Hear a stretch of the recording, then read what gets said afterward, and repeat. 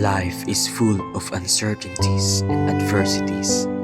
It's really frustrating to think that everything is unpredictable. We cannot immediately identify the worst thing that could happen.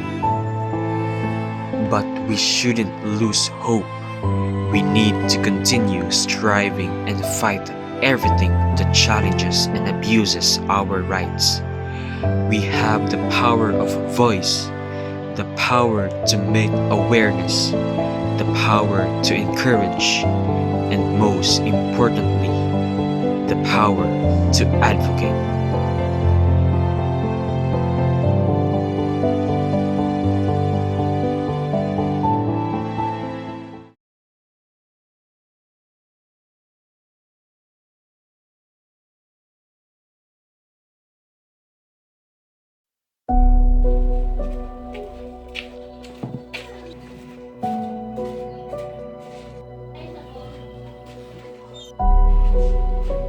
Yung kasama mo, saan kayo galing? Ha? Tama na, Berto! Tigilan na natin to! Aba, Parang awa lumalapang ko ka na! na, ha?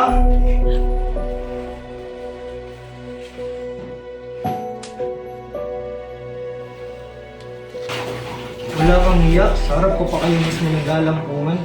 Parang awa mo na, Berto. Itigil na natin to. Nagkamali ka kanina. Katrabaho mo lang siya! Kitang-kita ng dalawang mata ko. Berto, parang awa mo na. Berto, nasasaktan ako!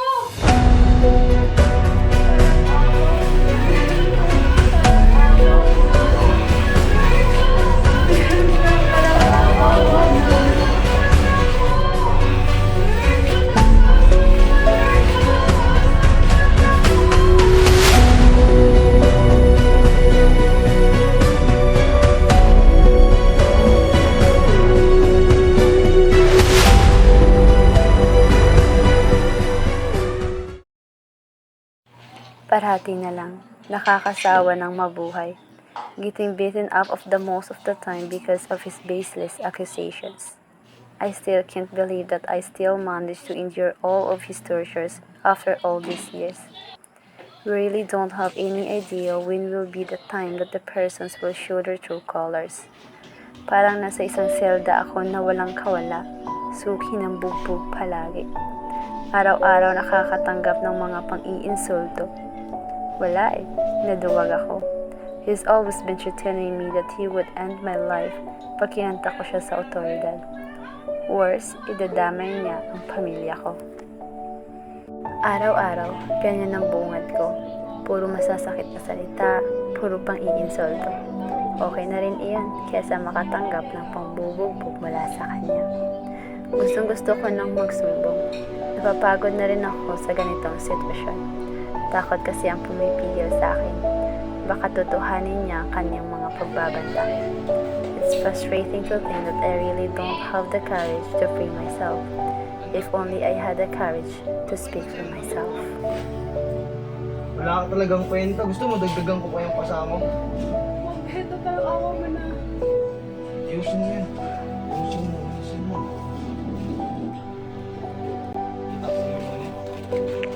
Mare, ano nangyari sa'yo?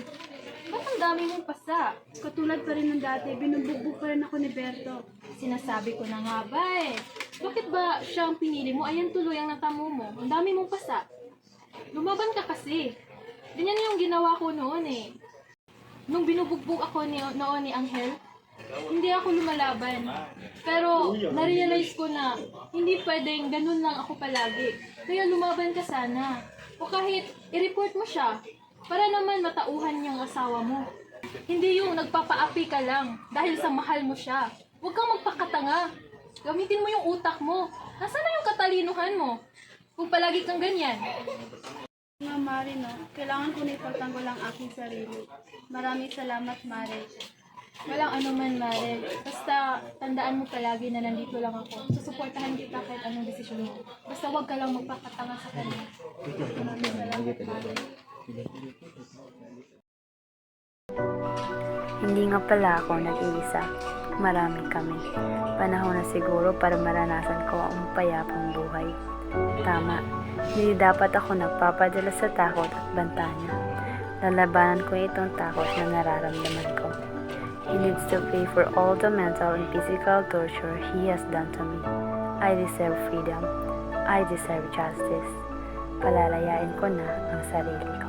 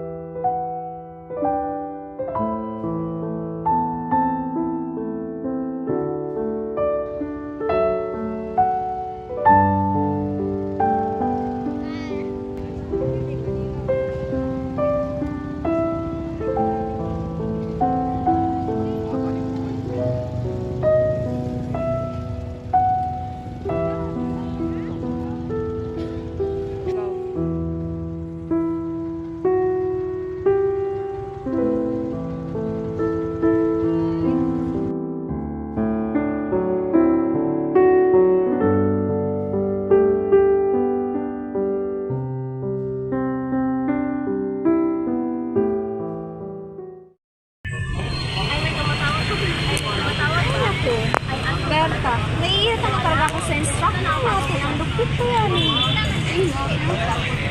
Instructor natin sa MPAB? Kailan nga ba ulit yung exam natin? Ay, naku. Sa Thursday, 8 to 9. Ay, hindi. 9 to 10 ata. Hindi ko alam. Kasi may move na lang ng Thursday. Hindi na siya magbigay na. Nagbabasa ka ba si JC? Sa group chat natin? Nagagalit kaya siya sa isa nating kaklase. Oo.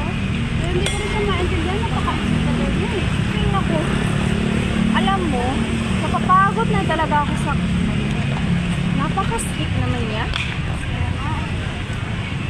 Sundot na kaya ngayon. Tsaka nakakapagod. Wait. May sasabihin ako sa'yo. Napakainit dito. May nakamata. Alam mo, Berta, di naman sa sinisiraan ko si Berto Pero, may nakita ko.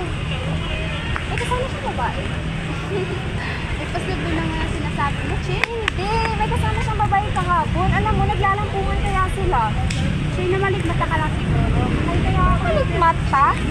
Kita kaya ng mga mata ko. Alam mo, ang sweet-sweet kaya nila nung babae niya. Eh, baka kapatid na lang. Kapatid?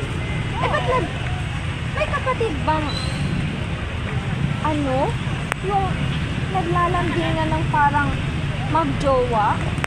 Che, ganun talaga yung mga kapatid ko, sir. Paglalantingan. Pero ako, Kapatid na lang talaga. ba't ayaw mo ba kasi maniwala sa kaibigan mo? Alam mo, matagal mo na akong kilala, di ba? Di naman ako nagsisinungaling sa'yo. At saka, di ko... Kumanda ka nga muna. Ano ka ba? Baka ikaw ata na-e-stress ako. Alam mo, Che, mahal ko si Berto. Mahal na rin ako. Mahal namin ang isa't isa. Tsaka, kapatid siya sa akin. Kaya sinala ako. Matapos ng graduation, nagpapakasama kami.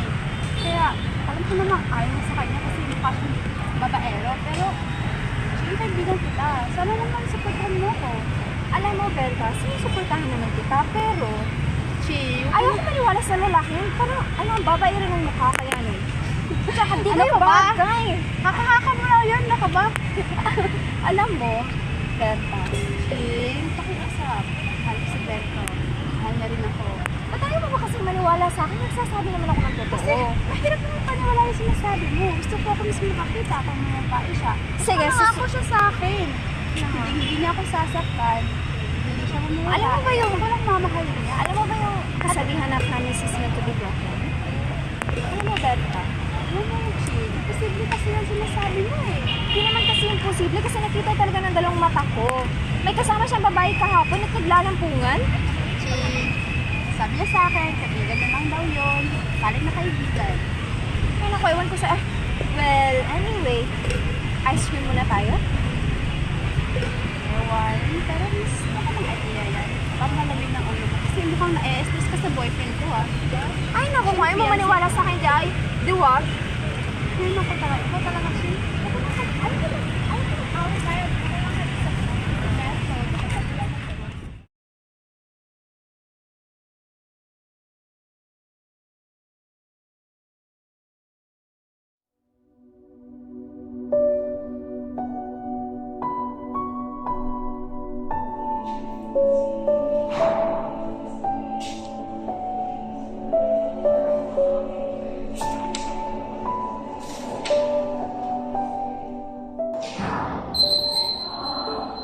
At 8:30 p.m. na.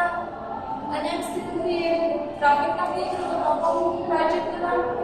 Project na lang. Pressure lang eh.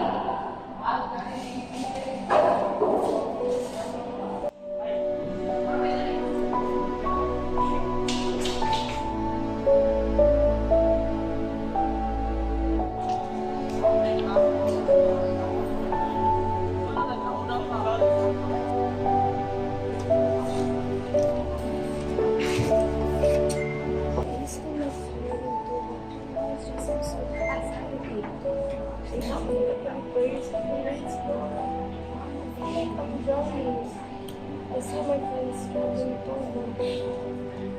We just don't talk about it. We just keep pushing ourselves.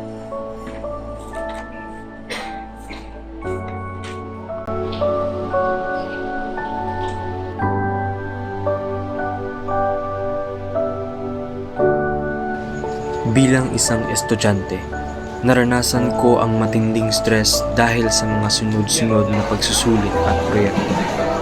Habang sa maabutan ako ng gutom at pagod, natutunan kong maglaan ng oras para sa sarili at magpahinga.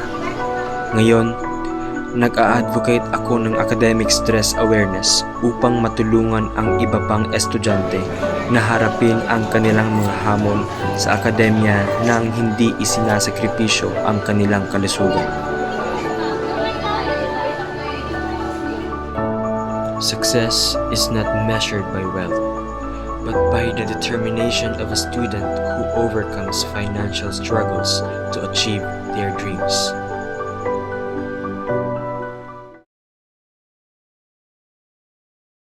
Success doesn't come from what you do occasionally, but from what you do consistently. Don't watch the clock. Do what it does. Keep going. If you get tired, learn to rest, not to quit. Don't stress. Do your best. Forget the rest. Mistakes are proof that you are trying. Academic stress is a silent epidemic that affects us all. It's time to break the silence and support each other. Let's create a campus where mental health is prioritized and students can try without fear. Together, we can make a difference. Let's raise awareness about academic stress and create a supportive environment for all students. Sama-sama natin harapin ang mga pagsubok at magtagumpay ng may ngiti sa ating mga labi. Remember, it's okay to ask for help. You're not alone.